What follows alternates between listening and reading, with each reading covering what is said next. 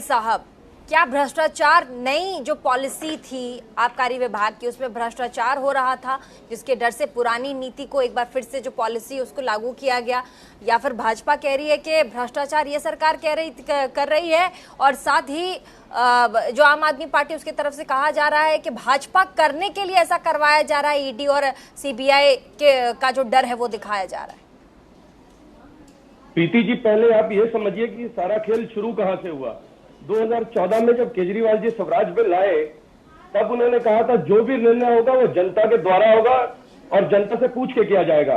उसके बावजूद केजरीवाल जी शराब की दुकानों का लाइसेंस देते हैं।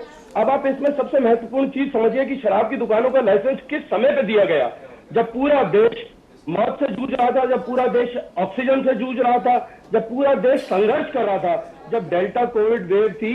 उस दौरान 15/4/2021 को मनीष सिसोदिया जी एक कैबिनेट मीटिंग बुलाते हैं और शराब की नीति को लागू कर देते हैं। अब इसमें मैं आपको और इंटरेस्टिंग चीज बताता हूं।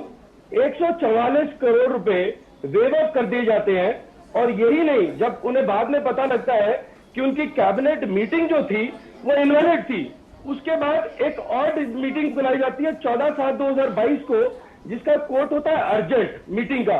और आप समझिए, अर्जेंट मीटिंग एलजी साहब को लिख के तब भेजी जाती है जब कोई वाकई में ही ऐसा इशू हो जो अर्जेंट हो, और वो इशू क्या था? शराब की नीति को लागू करने का।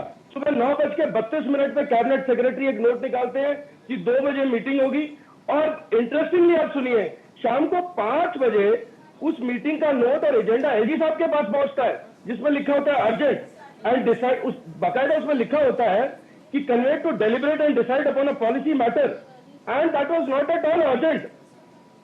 इसके अलावा आप ये देखिए, 30 करोड़ रुपए एयरपोर्ट की 3 शराब की दुकानों के माफ कर दिए जाते हैं, ईएमडी वापस कर दी जाती है, जबकि rule 4811B of Delhi excise rules 2010 clearly stipulate कि जब फॉर्मेलिटी आपकी पूरी होगी तो ही शराब के लाइसेंस दिए जाएंगे। जब वो फॉर्मेलिटी पूरी नहीं हुई, एयरपोर्ट